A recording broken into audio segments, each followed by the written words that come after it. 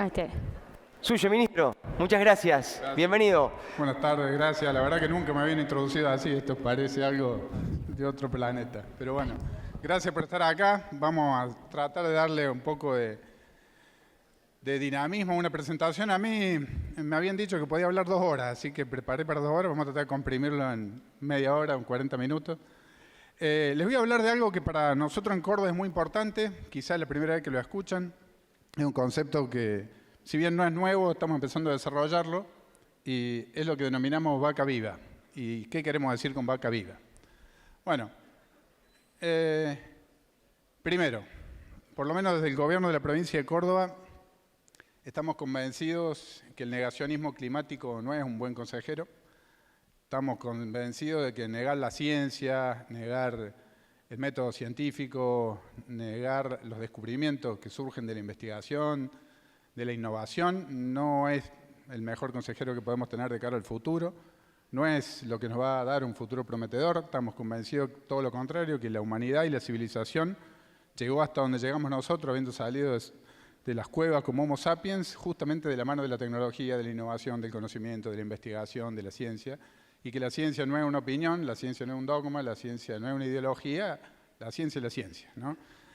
Con lo cual, creemos que hay suficiente evidencia desde hace muchos años que marca que hay un cambio climático en marcha, un cambio climático motorizado antropogénicamente, como se dice, por acciones del hombre, ¿no?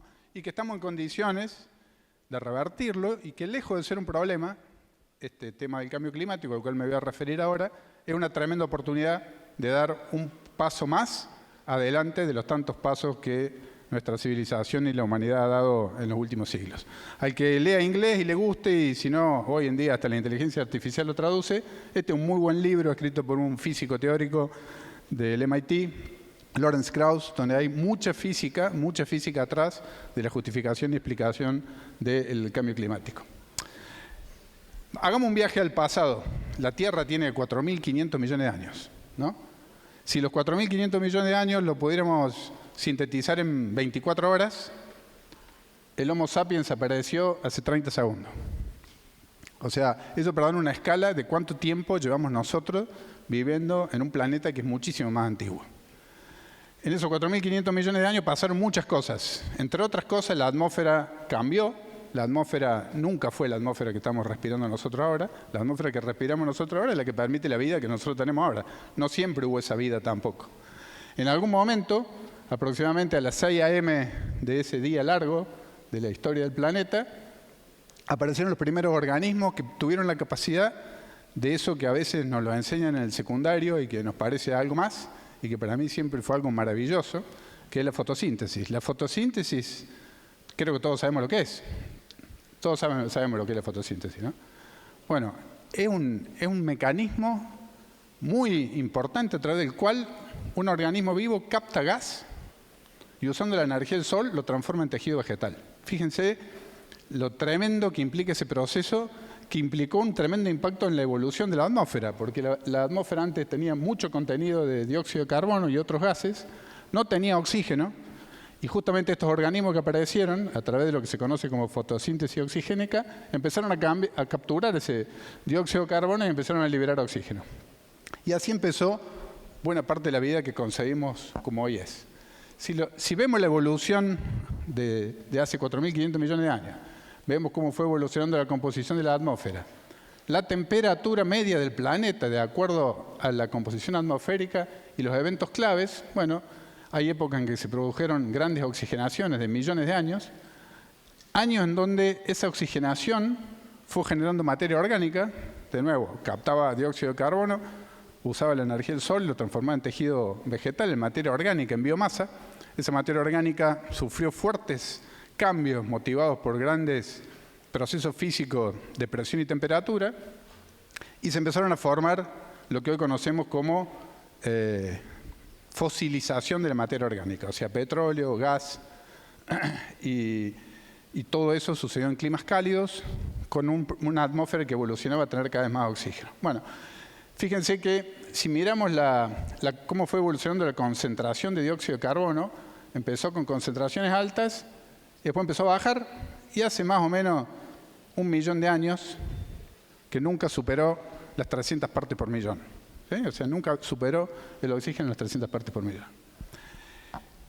Si miramos la composición de la atmósfera de los distintos planetas del sistema solar, esta es la composición de la Tierra actualmente, y esta es la composición, por ejemplo, de Venus. Venus es un planeta que está muy cerca de la Tierra, es un planeta gemelo, se lo conoce como un planeta casi gemelo de la Tierra. La distancia al Sol no puede justificar tantas diferencias de temperatura en su planeta, ¿no? La particularidad de Venus es que gira al revés y el año es más largo que un año. El día es más largo que un año. O sea, gira tan lento alrededor de su eje comparado con la traslación alrededor del Sol que el día es más largo que un año. Esas son las únicas particularidades, pero nada de eso justifica que la temperatura sea muy distinta. Ustedes quizá, no sé si el que está con la computadora puede ponerlo al video. Ese. No. ¿Este es el PDF o el video? ¿O el PowerPoint? Bueno, si es el PDF no va a andar. Si es el PowerPoint, hay una flecha abajo que transforma esto en un video. Bueno, no importa. ¿Qué se genera? Déjala ahí.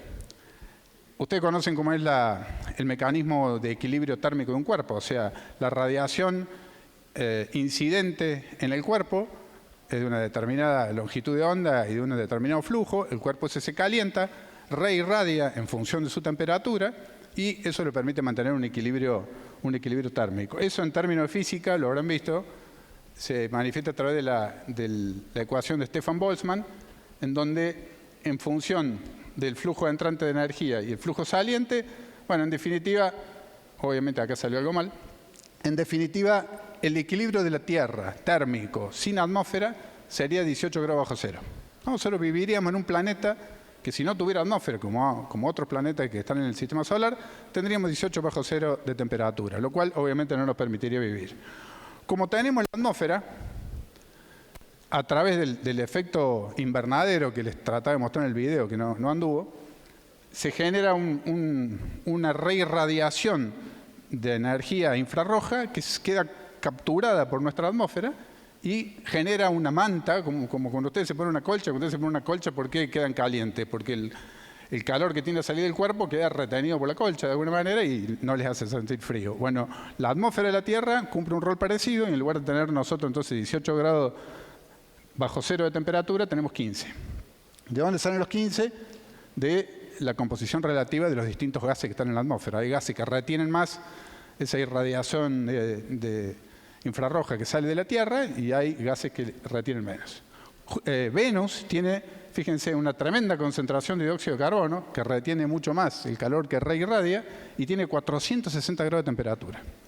O sea, en Venus el plomo es líquido, ¿no? Fíjense la tremenda diferencia entre dos planetas muy parecidos que, dependiendo de la composición de los gases en la atmósfera, la temperatura es totalmente distinta. Bueno, a lo largo de la historia de la humanidad, desde que dejamos de ser cazadores y recolectores y pasamos a la sociedad basada en la agricultura y luego a la sociedad industrial, la demanda de energía fue creciendo, abasteciendo distintas necesidades, distintos usos y distintos requerimientos, y pasamos de ser unos pocos cientos de miles sapiens dispersos por la Tierra a miles de millones urbanizados, concentrados, con demandas de energía de distinto tipo, que fueron variando mucho respecto a la demanda de energía básica. Eso empezó a generar, y sobre todo después de la revolución industrial, ustedes están estudiando para ser ingenieros industriales, bueno, después de la revolución industrial, empezó a demandarse cada vez más energía, hasta que se descubrió que una buena fuente de energía es precisamente esa materia orgánica fosilizada durante cientos de millones de años,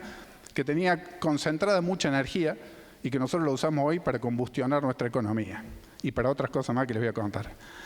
Para que tengamos una idea, a lo largo de la historia geológica se necesitaron 100 toneladas de biomasa, 100 toneladas de materia orgánica para producir 1 litro de nafta.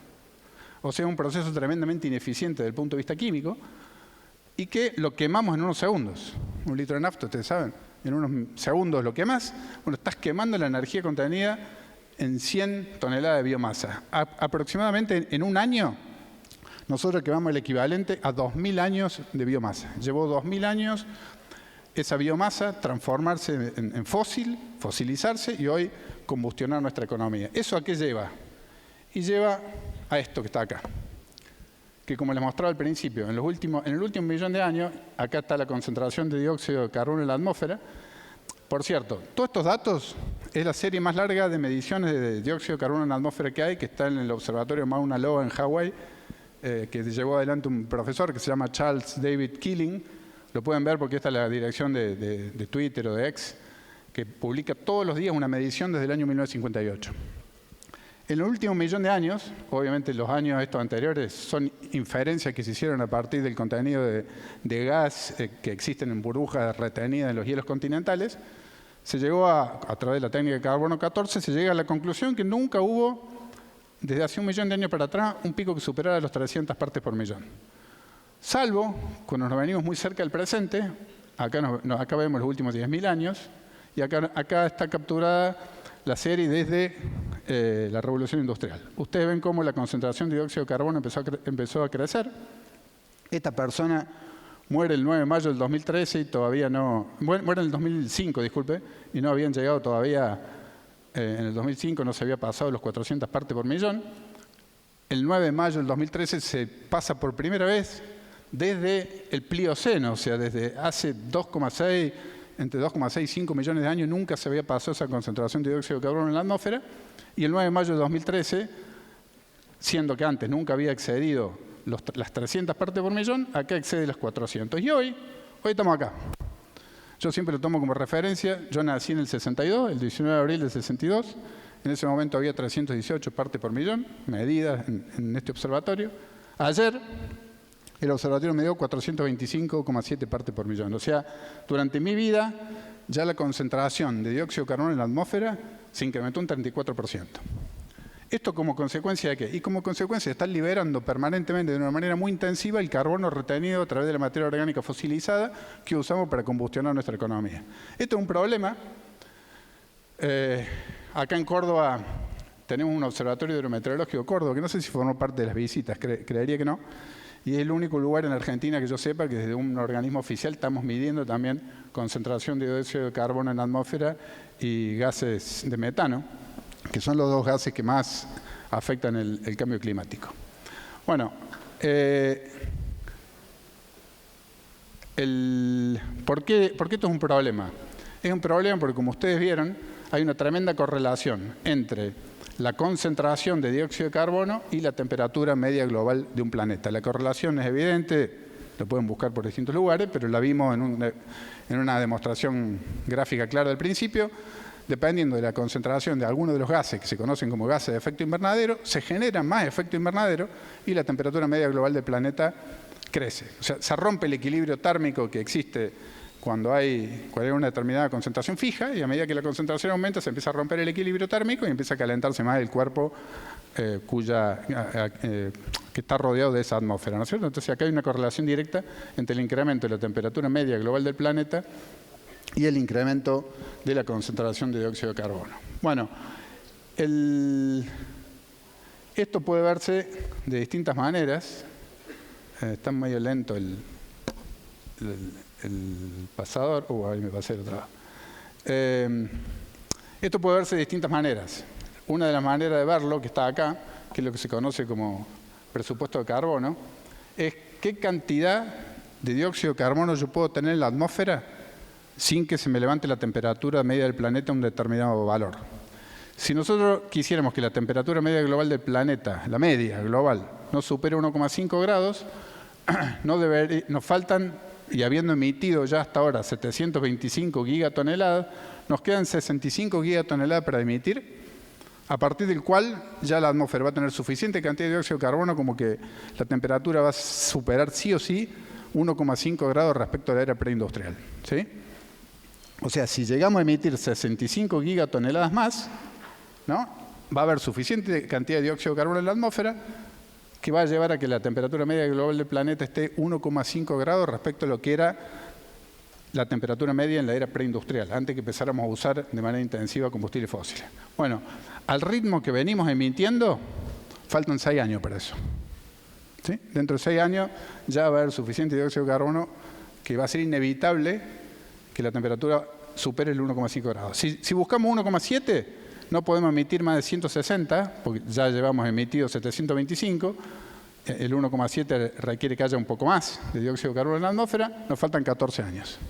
Y si queremos que no supere los 2 grados de temperatura media global, respecto a la era preindustrial, no tenemos que emitir más de 305 gigatoneladas, nos quedan 27 años.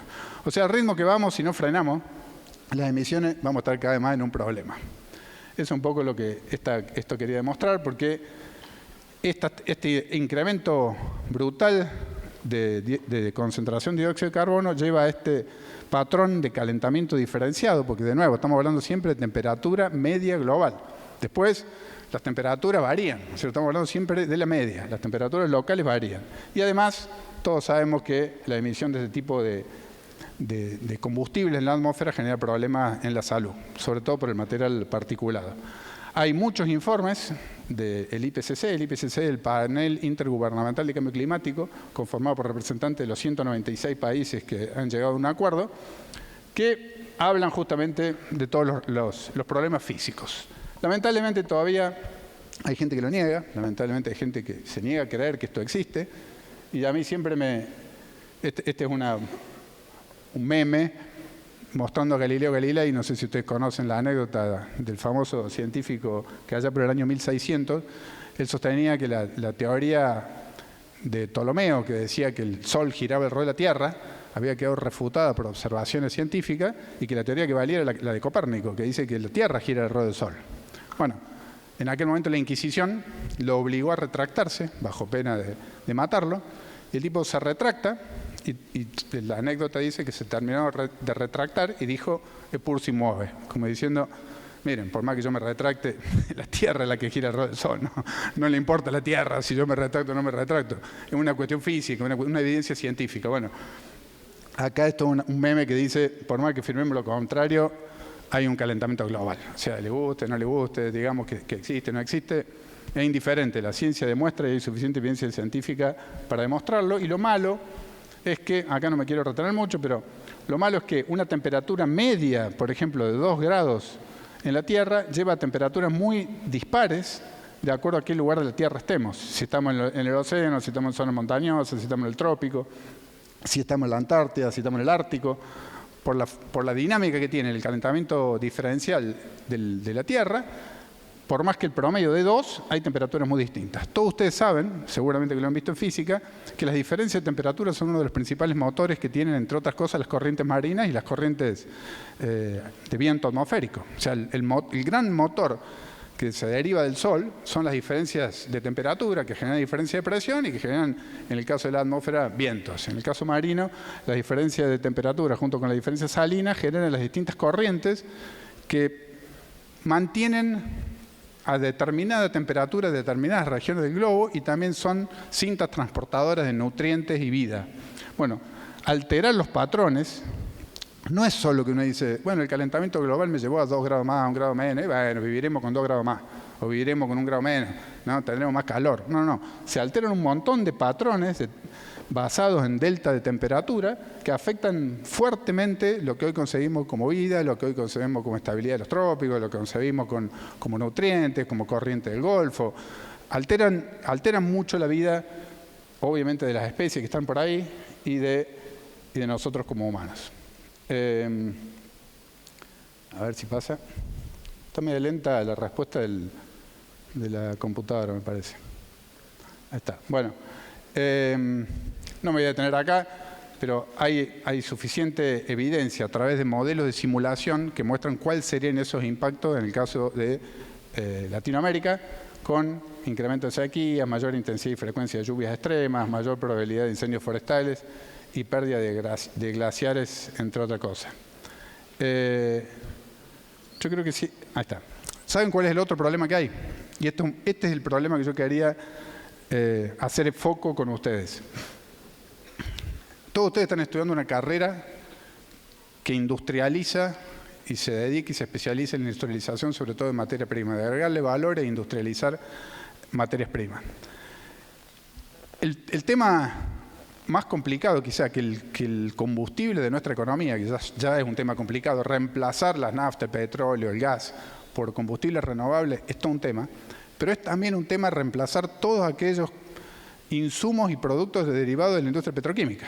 Porque nosotros hoy aquí y en nuestra vida cotidiana, en la ropa que vestimos, en la industria farmacéutica, en la industria de cosméticos, en la industria de la construcción, estamos rodeados de derivados del petróleo. Estamos rodeados de derivados de combustible fósil que pasaron por una industria petroquímica y terminaron generándonos los insumos que hoy tenemos, que son un montón.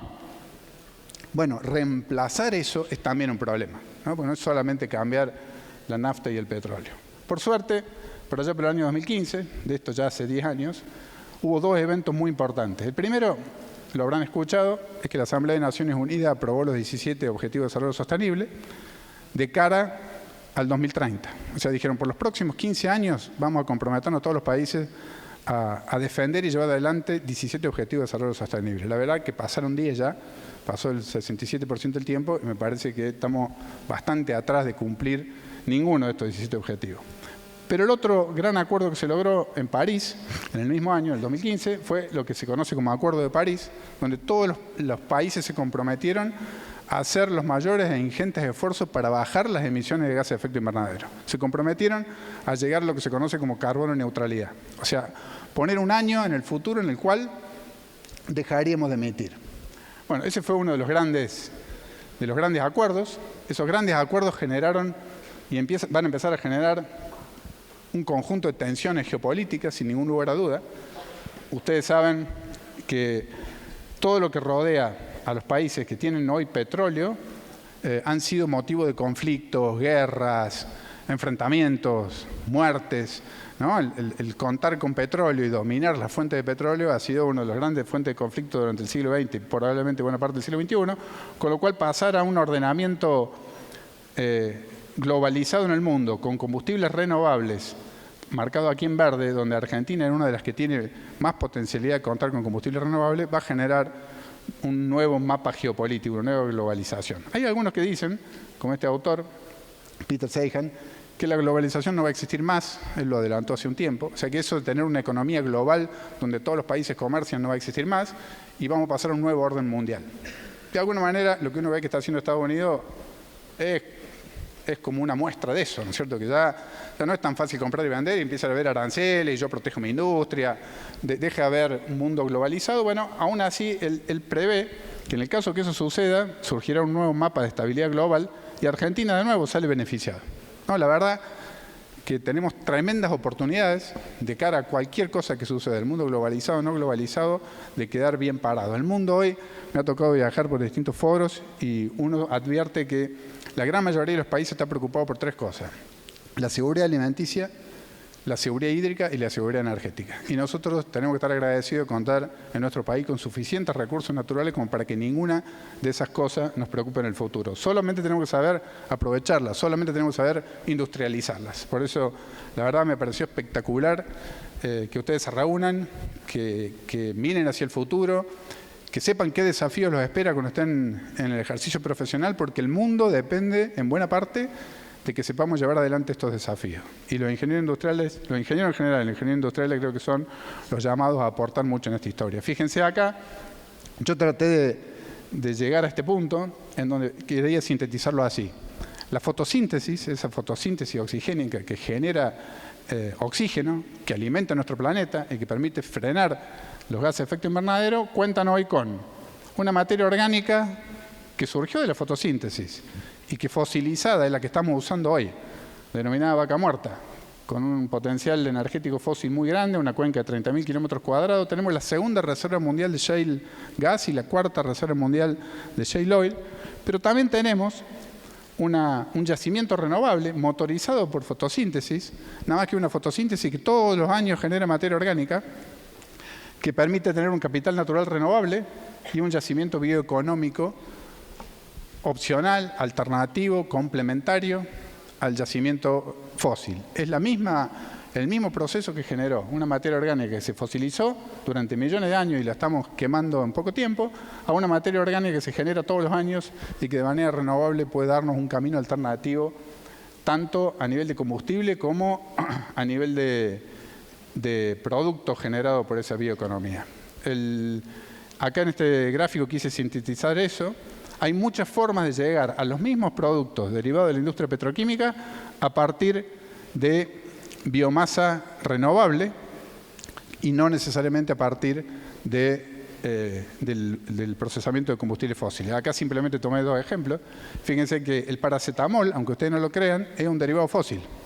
Tiene rutas de benceno y fenoles, que son los que permiten procesar y generar eso que consumimos más de una vez frecuentemente.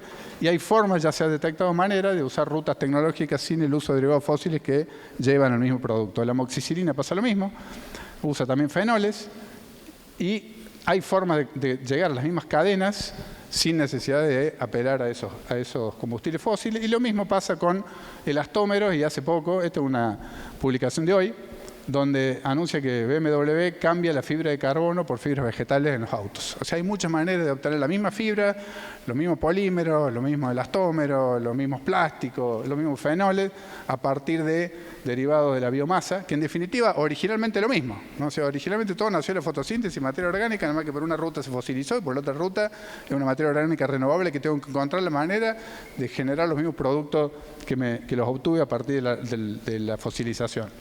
Todo esto es lo que nosotros denominamos bioeconomía circular, que no es otra cosa que esta biomasa renovable con mucho conocimiento que permite, a partir de usar la fotosíntesis como proceso de captura de carbono, obtener combustibles renovables y obtener toda la materia prima que nos proveen los combustibles fósiles. Nosotros, como Córdoba, formamos parte, con muchas de las provincias de las cuales ustedes vienen, de una liga de bioenergías y bioproducción que justamente busca potenciar, aprovechar, desarrollar y encontrar los pasos tecnológicos que nos pueden llevar a eso que necesitamos para una transición energética y económica sustentable.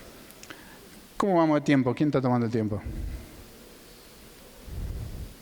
¿5 minutos? Bueno, voy a pasar muy rápido entonces. La forma, hoy si vemos a lo largo del tiempo, estas son las emisiones de dióxido de carbono. Hay que encontrar algunas de las formas de reducirlas. La mayoría de los países se comprometen a llegar al 2050 con carbono neutralidad. El camino que se llegue, para partir de donde estamos hoy, al 2050, la ruta que se llegue, no es indiferente. No es lo mismo ir por la ruta verde que ir por la ruta roja, porque obviamente el integral bajo la curva implica la cantidad de dióxido de carbono que hemos emitido en todo ese tiempo, y como vimos, no es lo mismo emitir el área bajo el triángulo que la área bajo la curva roja, y por eso el triángulo verde nos permite llegar a una determinada temperatura por arriba de la era preindustrial y el rojo a una temperatura mayor. O sea, es muy importante consolidar el camino, y para eso es muy importante, muy importante que nos familiaricemos con esta ecuación. Esta es la famosa ecuación que quizá en las carreras de grado no se profundiza mucho. Yo creo que el profesional hoy debe tenerla, y es básicamente, consiste en esto. Medir la huella. ¿Qué quiere decir medir la huella? Medir la huella de carbono es medir cuánto nuestra actividad personal, industrial, comercial impacta en el calentamiento global. O sea, medir cuánto gases de efecto invernadero yo estoy emitiendo. Nosotros en Córdoba, no lo hemos hecho esta vez, creo, y lo podremos hacer la próxima vez, tenemos un registro de eventos sostenibles en donde se registran los eventos como este y con el compromiso de calcular la huella de carbono. ¿Qué implica calcular la huella de carbono? Y que cada uno de ustedes diga, ¿lo están midiendo? Ah, dijeron que lo iban a medir, cierto. Bueno, esto es fantástico porque realmente están midiendo. El haber organizado este evento genera emisiones de gases de efecto invernadero. Sí o sí, porque estamos usando energía eléctrica, porque cada uno de ustedes vino en ómnibus, en auto, en avión, en cualquier medio. El habernos congregado aquí significó que hayamos emitido determinada cantidad de dióxido de carbono. Esa es la huella de este evento, la huella de carbono de este evento. Bueno, hay 2 cosas para hacer. Reducir esas emisiones, o sea, preocuparnos por tomar un avión que en ese horario emita menos, venir más en un auto, usar un vehículo que emita menos gases de efecto invernadero, etcétera. Y esa reducción nunca probablemente lo lleve a cero, a la huella, pero lo que resta es compensarla. La compensación son mecanismos económicos financieros que permiten comprarle a otro que redujo más de lo que necesitaba. ¿Sí? Hay otros que por alguna inversión de algún tipo redujeron la emisión de gases de efecto invernadero y están dispuestos a vender crédito de carbono, como se los conoce en el mercado de carbono, para que aquellos que lo necesitan la compensen y lleguen a la carbono neutralidad. Bueno, este es el objetivo que deberíamos tener nosotros como país. Yo se lo muestro muy rápido. En Córdoba, siguiendo los lineamientos que a nivel internacional se siguen, para determinar la huella de carbono hay 3 alcances. algún día véanlo en detalle, pero en alcance 1, en alcance 2 y en alcance 3, que es básicamente distintas actividades a través de las cuales uno mide eso. Nosotros en Córdoba medimos la huella. En el año 2023, la huella de carbono de Córdoba dio 29,2 millones de toneladas de dióxido de carbono. O sea, en ese año la provincia de Córdoba emitió 29,2 millones de toneladas. Y las 5 categorías que a nivel internacional se determinan, que es la huella energética, la huella de los residuos, la huella del uso de productos industriales, la huella de la agricultura y ganadería y la huella de cambio de uso de la tierra, nosotros como ministerio nos estamos concentrando en esta. Fíjense que la suma de lo que se conoce como energía estacionaria, o sea, el uso de la luz, y la energía que se usa en el transporte, da 14, que es más o menos la mitad del total de emisiones. O sea, todo lo vinculado a lo energético nos hace emitir la mitad, o es responsable de la mitad de las emisiones. Acá está graficado de otra manera. Y todo lo que es energía estacionaria básicamente es el uso del diésel, electricidad o gas natural. Y la energía de transporte GNC, diésel o nafta. Bueno, nosotros tenemos un plan diseñado en la provincia para tratar de atacar con políticas públicas cada uno de estas emisiones. Acá están las 14 que le mencionaba recién, energéticas. Si nosotros no hacemos nada y decimos cuánto más vamos a emitir en los próximos años de acuerdo al crecimiento demográfico y el crecimiento del Producto Bruto, en el 2050 vamos a terminar emitiendo 19,3 millones de toneladas. Fíjese que eso coincide más o menos con lo que a nivel internacional se conoce como SSP5 8,5. El 8,5, esto lo van a ver mucho cuando vean manuales de cambio climático, ese 8,5 son 8,5 watts por metro cuadrado más, o sea, más energía radiativa que calienta la atmósfera y incrementa la temperatura media global del planeta 4 grados. O sea, si todo el mundo hiciera siguiera este camino y no hiciera nada, y bueno, acá viene el incremento demográfico y viene el Producto Bruto, en el año 2050 tenemos 4 grados más de temperatura. Nosotros queremos ir por acá, queremos ir por esta curva, llegar a la carbono neutralidad, entre mitigación y compensación, a la carbono neutralidad del 2050. Ese es un tremendo esfuerzo, que implica distintas acciones, y entre las acciones de mitigación están estas. Fíjense, los 14 millones que emitimos en el 2023, esto es el 1,5 que ya llevamos emitido hoy, y queremos reducir el 30% de las emisiones al 2030, o sea, bajar 5,7 millones de toneladas, y tenemos distintas acciones de índole energética para lograr ese objetivo. Hay 2 acciones muy importantes que los vincula a ustedes muy estrechamente, que es un programa de eficiencia energética, algo con lo que seguro ustedes están todos muy familiarizados. Esto que pega de lleno en lo que yo les estuve mostrando, el reemplazo del gas natural por biometano. Hay países que están muy avanzados en eso. El biometano es el que se produce de la descomposición anaeróbica de materia orgánica y termina produciendo un biometano que tiene las mismas características que el metano fosilizado.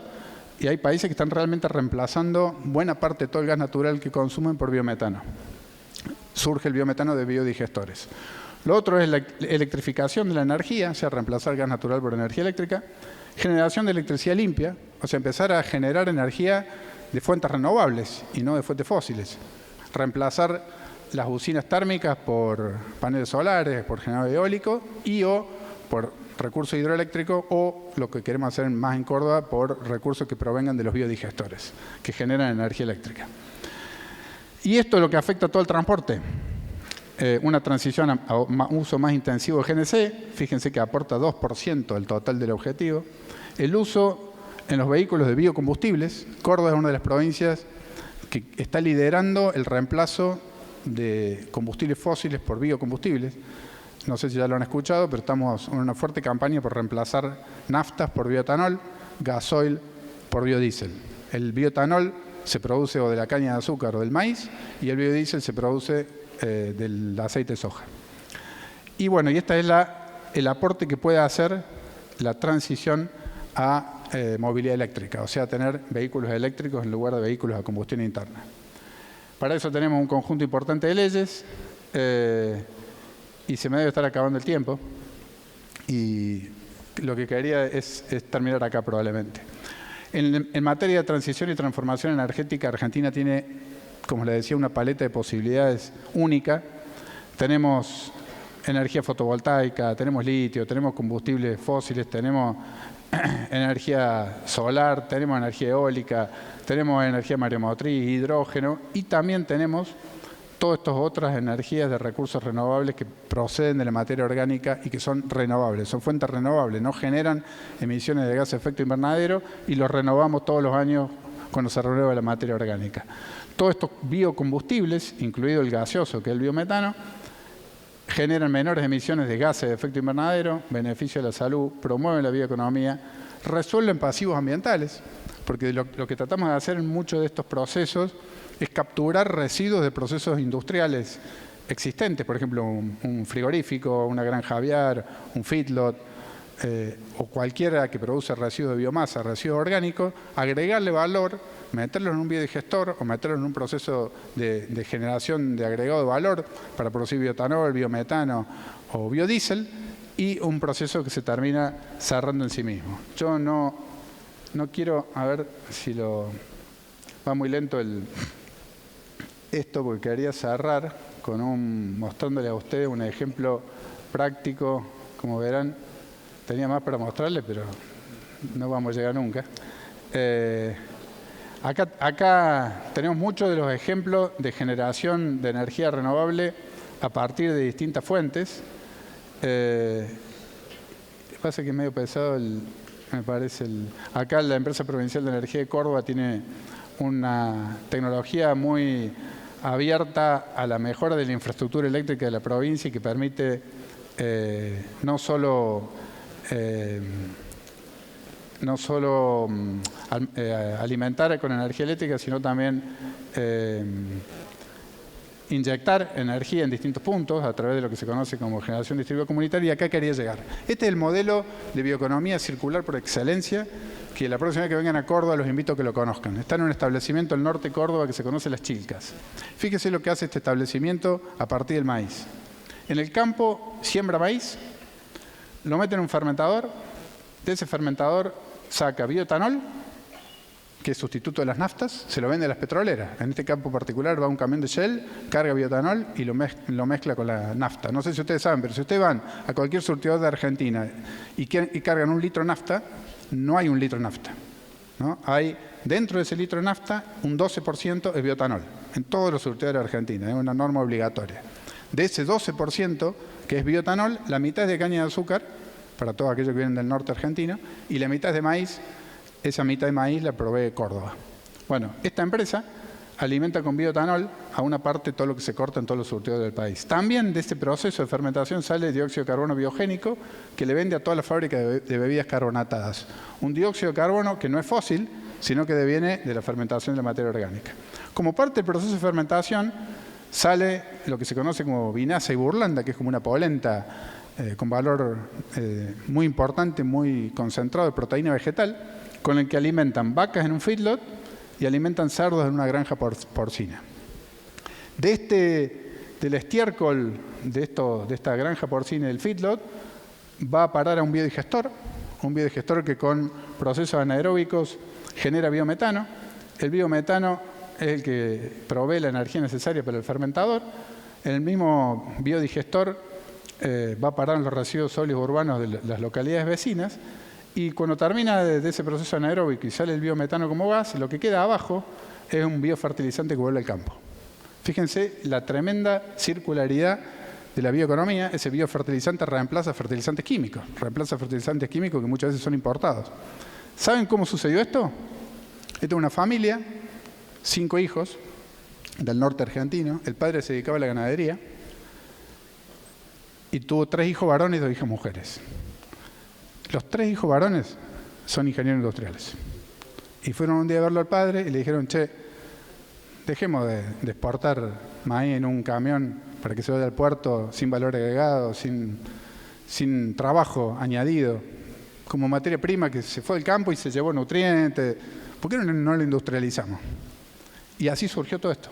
De la industrialización de una materia prima, de un campo agroganadero que producía maíz y exportaba, llegó a esta tremenda virtuosidad donde en este campo originalmente trabajaban 2 personas, acá trabajan 100. Hay 100 personas que tienen trabajo en el norte argentino, en un lugar con arraigo territorial, con formación especialidades muy concretas para darle vuelta a toda esta rueda de la bioeconomía. Y la verdad, esta creo que es la mejor síntesis de lo que es la industrialización de la materia orgánica, la industrialización de la biomasa, el agregado de valor, que creemos que puede ser uno de los modelos alternativos para Argentina, no solo para la transición energética, sino también para la transición económica. Bueno, muchas gracias.